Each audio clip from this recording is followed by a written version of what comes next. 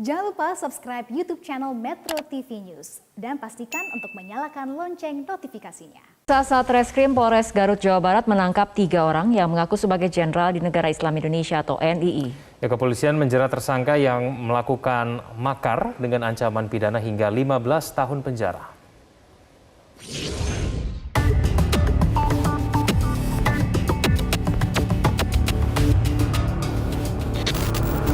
Karena dianggap melakukan permufakatan makar terhadap NKRI, ketiga pelaku masing-masing berinisial S, UJ, dan JK akhirnya diringkus Satuan Reserse Kriminal atau Satreskrim Polres Garut, Jawa Barat.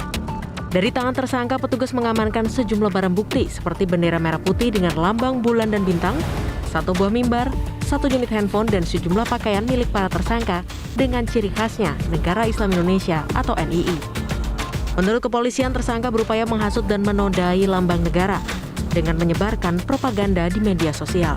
Menggunakan sebuah akun media sosial di mana terdapat sudah dari tahun 2019 sampai dengan tahun 2021 terdapat 57 video terkait propaganda terkait masalah NII, Negara Islam Indonesia. Di situ ternyata hasil dari keterangan yang bersangkutan bahwa yang bersangkutan itu adalah keturunan, ya, berbicara masalah keturunan atau melanjutkan amanah dari imam besar Sen Komara yang dulu juga pernah mengalami proses penegakan hukum. Saat gelar konferensi pers, para tersangka menyampaikan permohonan maaf kepada masyarakat Indonesia. Memohon maaf kepada seluruh rakyat Indonesia terkait kami telah melakukan permufakatan akan melakukan makar dan menyebarkan informasi sara melalui media elektronik dan media cetak. Namun permintaan maafnya ini tidak serta-merta menghapus ancaman pidana, di mana para tersangka dijerat pasal 107 ayat 1 KUHP dengan ancaman pidana 15 tahun penjara. Berkas perkara kasus ini telah lengkap dan akan segera dilimpahkan ke Pengadilan Negeri Garut untuk gelar persidangan. Untuk mendalami kasus makar ini, Polres Garut menggandeng Satgas Anti Radikalisme Kabupaten Garut, serta bekerjasama dengan Kementerian Kominfo untuk melakukan takedown terhadap akun yang berisi propaganda tersebut. Segala upaya dilakukan aparat kepolisian untuk memberantas radikalisme hingga ke akarnya. Sebelumnya, pimpinan cabang NU Kabupaten Garut menyampaikan ada 41 dari 42 kecamatan di Kabupaten Garut yang diduga kuat telah disusupi paham radikalisme. Tak hanya itu, Badan Nasional Penanggulangan Terorisme mencatat ada 170.000 orang yang diduga tersusupi paham radikalisme aliran NII, baik menjadi simpatisan maupun prajurit resmi atau yang biasa disebut dengan bayar. Dari Garut, Jawa Barat, Wildan Fadilah, Metro TV.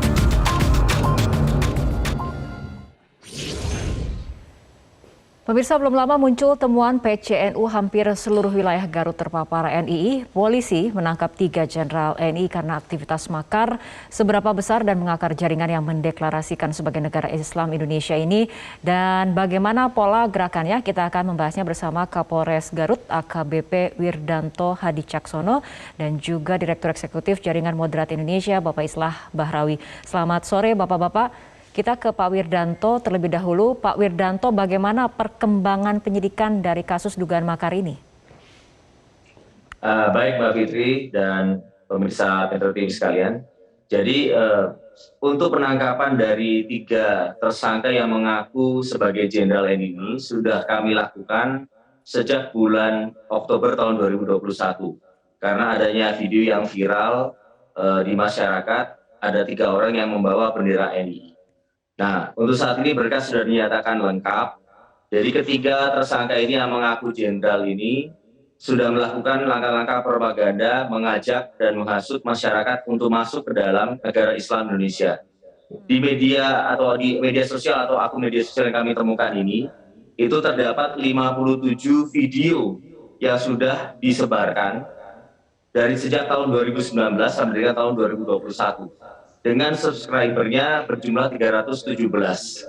Nah, ini tentunya menjadi salah satu bukti utama, di mana di dalam video tersebut ada beberapa hal yang disampaikan, yaitu konten terkait masalah proklamasi kemerdekaan dari Negara Islam Indonesia itu sendiri, yaitu tanggal 7 Agustus 1949, termasuk juga untuk kaitan dengan pengakuan status negara, dan juga termasuk adanya berbicara seperti semacam undang-undang dasarnya yang disebut dengan nota.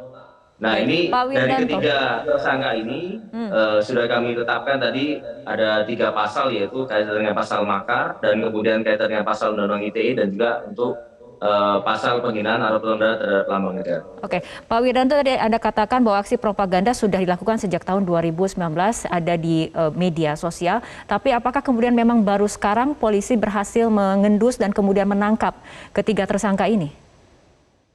Ya, hal ini tentunya kami lakukan langkah-langkah patroli cyber. Jadi kami menemukan bahwa ternyata menjadi viral di media sosial, dan beberapa informasi dari masyarakat Garut menyampaikan ada ketiga orang ini yang membawa bendera NI. Oleh karena itu kami bersama dengan Satgas Penanggulangan Intoleransi dan Radikalisme Kabupaten Garut melakukan langkah-langkah pendalaman terhadap ketiga orang ini yang merupakan warga asli dari Kecamatan Pasirwangi, Kabupaten Garut. Dan di situ kami akhirnya betul-betul menemukan adanya satu lokasi di mana di ruangan tersebut atau di sekitaran rumah itu yang dijadikan sebagai tempat syuting untuk melakukan atau membacakan teks proklamasi dan juga penyampaian-penyampaian terkait masalah ideologi negara Islam Indonesia.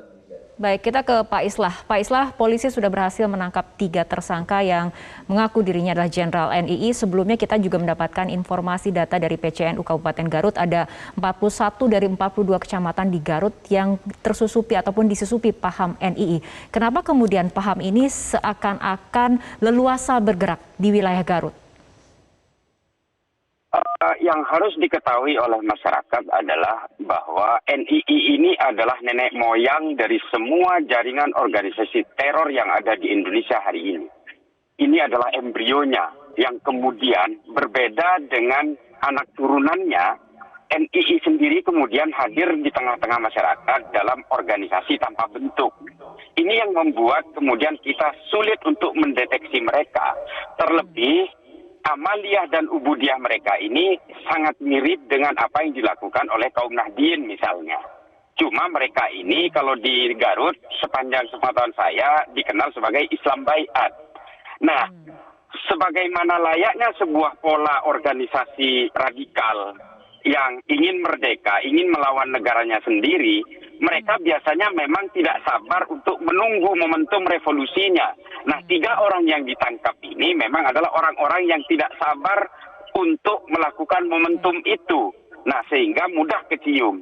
Saya kira ini menjadi pembelajaran bagi masyarakat Garut, karena memang Garut ini sangat rentan, terutama yang saya tahu di daerah Garut Selatan, dengan tingkat edukasi dan tingkat ekonomi yang memang hampir bisa dibilang di bawah rata-rata.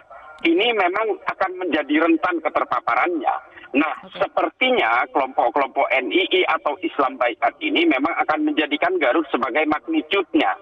Nah, untungnya Polres segera sigap menangkap mereka, dan ini adalah menjadi bukti bahwa gerakan mereka ini sangat nyata sebenarnya. Cuma selama ini mereka memang tidak punya organisasi gitu. Oke, Pak Islah, apabila kita lihat dari peristiwa tahun lalu, salah satu yang menjadi target Baiat adalah kaum muda, kaum remaja. Pandangan Anda seperti apa mengenai modus ini? Ya, memang untuk sebuah organisasi dengan jalur ideologi yang sedikit berbeda, yang sedikit eksklusif, memang pasti menyasar kalangan muda. Karena kalangan muda bagi sebuah ideologi itu adalah investasi masa depan yang akan menjamin kelangsungan ideologi itu sendiri. Makanya saya yakin kalau kemudian mereka itu membaiat orang-orang pada tataran umum di kampung-kampung, di wilayah pedesaan, mereka pasti akan menyasar kalangan muda, kalangan mahasiswa dan pelajar sebagai target utama. Karena mereka, ideologi mereka ini ingin sustain, ingin ada continuity, sehingga mereka itu menyasar kalangan muda sebagai investasi masa depan ideologinya. Nah, Satgas yang dibentuk oleh Polres melibatkan masyarakat, NU, Muhammadiyah, Persis, MUI, juga TNI, Polri. Ini tentu memang ini adalah salah satu langkah awal untuk melakukan social deployment yang harus kita hargai. Nah, dari sini kemudian penegakan hukum juga bisa dilakukan setelah semuanya terpetakan dengan rapi. Kita harus mengapresiasi langkah dari Kapolres Garut. Ini merupakan gateway untuk melakukan pencegahan dan penindakan selanjutnya. Oke, Pak Wiranto, untuk pencegahan dan penindakan selanjutnya, apakah kemudian polisi juga sudah mengantongi pemetaan wilayah-wilayah mana saja yang paling rawan disusupi oleh paham NII ataupun ada kemudian aktor intelektual di situ? Oke, jadi langkah yang secara komprehensif akan dilakukan berkoordinasi di situ dengan Satgas Penanggulangan Intoleransi dan Radikalisme, di mana kemarin sudah dipetakan adanya rencana-rencana aksi. Dan salah satu poinnya adalah untuk pemetaan kaitan dengan pendataan dari lokasi-lokasi yang meliputi beberapa titik di wilayah Kabupaten Garut. Jadi sasaran yang akan kami tetapkan yaitu adalah sasaran orang, tempat dengan kegiatan terkait penyebaran dari aliran-aliran intoleransi dan radikalisme di wilayah Garut. Ya, kita berharap ke depan dari adanya framework atau rencana aksi yang sudah kami bangun itu bersama dengan Satgas dan entitas yang lainnya bisa akan menyentuh akar permasalahan dari penyebaran intoleransi dan radikalisme di Kabupaten Garut. Oke, tapi apa sih yang paling sulit dihadapi oleh penegak hukum dalam mendeteksi pola gerakan dari paham NII ini? Ya, pada prinsipnya untuk pola ini atau gerakan atau aliran ini tentunya memang semuanya di bawah permukaan. Dan di satu sisi kami tentunya harus melakukan langkah-langkah yang betul-betul bisa menyentuh dan memberikan sebuah alat bukti yang cukup untuk supaya bisa menyasar kepada sekelompok ataupun orang yang mungkin bisa dikatakan terpapar oleh aliran ini. Oke, kembali ke Pak Islah, apakah sebetulnya informasi kepada masyarakat terkait bahaya paham NII ini sudah cukup bisa diakses luas dan mudah oleh masyarakat? Sepanjang sepengetahuan saya, ada beberapa klaster masyarakat di Garut yang justru tidak mengenal NII. Mereka mengenalnya Islam Baiat. Ini seperti halnya sebuah gerakan ideologi kontra negara dalam hal ini ya. Mereka kan ingin mendirikan negara Islam. Tapi mereka tidak punya organisasi yang rigid, itu memang agak sulit dipetakan. Dan mereka mempunyai metodologi yang berbeda-beda. Ada yang menjualnya dengan nama NII, ada yang menjualnya dengan nama Islam Baiat. Tapi pada intinya adalah ingin merengkuh populasi sebanyak-banyaknya untuk membuat satu gerakan revolusi melawan negara. Nah, ini memang menjadi tugas yang berat bagi Polres dan juga bagi seluruh jajaran TNI, Polri dan juga masyarakat untuk memberikan pemahaman moderasi agama dan juga operasi-operasi di bawah permukaan maupun operasi-operasi di atas permukaan. Ini memang bukan pekerjaan mudah. Baik, kita harapkan selalu ada tetap pencegahan dan juga penindakan terutama dalam upaya untuk menangani dan juga menanggulangi terpaparnya paham NII ini di berbagai wilayah terutama di daerah Garut. Terima kasih Kapolres Garut AKBP Wirdanto Hadi Caksono dan juga Bapak Islah Bahrawi, Direktur Eksekutif Jaringan Moderat Indonesia telah berbincang bersama kami dalam Prime Time News.